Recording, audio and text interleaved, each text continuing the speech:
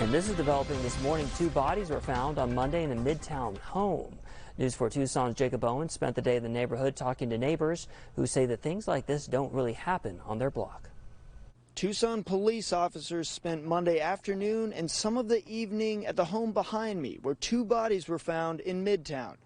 We're just north of Glen, more specifically at the corner of North Desert Avenue and East San Francisco Boulevard. The police department says that as of now, there are no suspects believed to be outstanding. However, any more information beyond that has been hard to come by.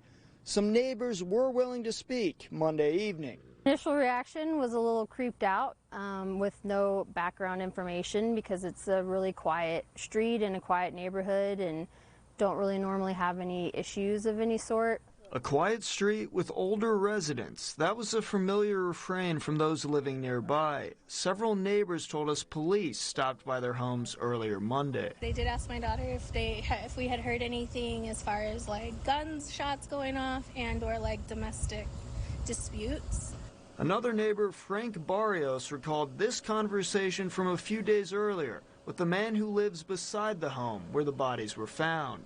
He, heard all this argument, and so I'm not sure who called the police, but the police came and they took him into jail.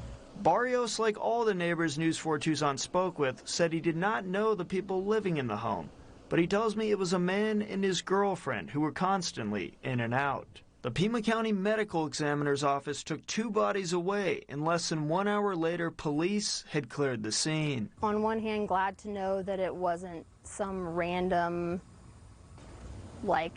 targeted thing, but it's also heartbreaking.